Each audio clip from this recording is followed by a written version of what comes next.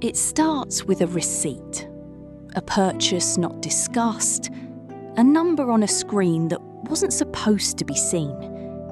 And suddenly, without a single word being spoken, the air in the room changes. One person goes quiet, staring at their plate. The other feels a knot tighten in their chest. No one is shouting, no one is pointing fingers, but the silence is heavy, dense, full of things that have been said 100 times before and never truly heard. This is not really about the money. It is about the story behind the money. The fear, the pride, the exhaustion. And until we dare to understand that story, we will keep fighting the same invisible battle, night after night, meal after meal. Morgan Housel is not a traditional economist. He never stood in front of a boardroom full of investors and promised shortcuts to wealth. Instead, he spent years watching how real people behave around money. And what he discovered is quietly revolutionary. Money, he writes, is not a spreadsheet. It is a mirror. It reflects our deepest fears, the lessons our parents taught us without ever saying a word, the childhood memories we carry like old photographs in our wallets. Doing well with money has almost nothing to do with how intelligent you are, and almost everything to do with how you behave. And behaviour, Housel insists, begins with the story you tell yourself, including the story you bring home to your family. Here is Housel's first big idea. Every single financial decision you make, every impulse purchase, every anxious moment of saving, every sleepless night worrying about the future, makes perfect sense to you because it is shaped by your unique story. Maybe you grew up watching your parents stretch every coin until it bled. Maybe you grew up watching them hide bills in drawers and pretend everything was fine. That story becomes your invisible guide. It whispers in your ear during every argument. It tightens your throat when the credit card statement arrives. And here is the problem that sits down at the dinner table with us. Your partner, your children, they are carrying different stories. And their stories are just as real, just as urgent, just as invisible as yours. Housel says something that can quietly change the way you see your marriage. Every outcome in life, including every dollar earned and every dollar lost, is a strange alchemy of luck and risk. Someone who is wealthy may have worked very hard and also been standing in the right place at the right time. Someone who is struggling may have made painful mistakes and also faced risks you never witnessed and they never named. When we judge our partner's financial decisions, we tend to assume their success was luck and their failure was a character flaw. We take their achievements for granted and we hold their losses against them. That is not fair. That is not true. And that, right there, is where the fighting begins, long before anyone raises their voice. This is perhaps Housel's most powerful and countercultural word. Enough. Not more, not the next milestone, not the neighbour's car or the colleague's bonus. Just enough. He writes, there is no reason to risk what you have and need for what you don't have and don't need. In a family, the endless and often silent pursuit of more can rob everyone of presence. The parent who works late into the night for a promotion that will not make the children laugh any harder. The teenager who feels invisible because their clothes don't carry a certain logo.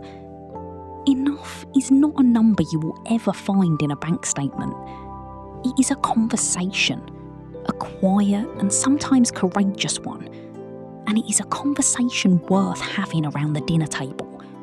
before the table becomes just another piece of furniture. Housel makes a distinction that can heal many of the quiet tensions that live inside a family.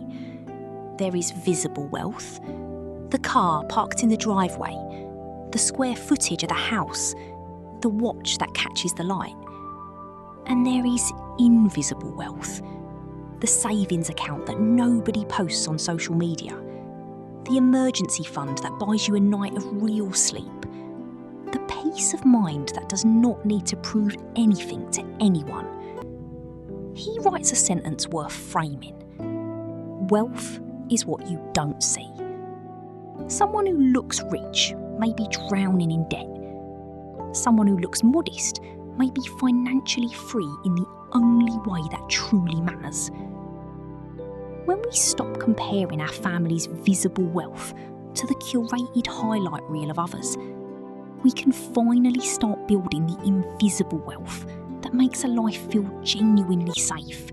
So how do we carry Housel's wisdom into the kitchen, the living room, the bedroom? The first practice is so simple it almost feels uncomfortable.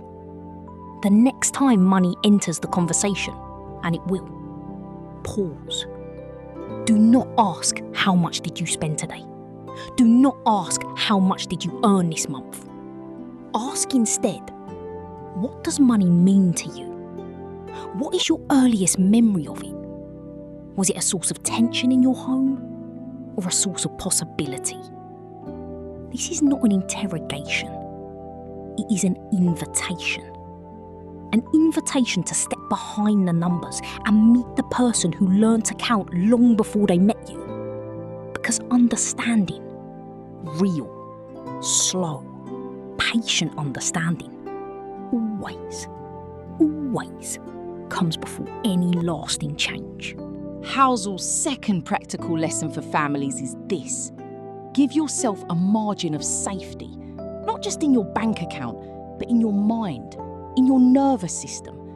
He calls it the ability to sleep well at night without checking your phone every hour.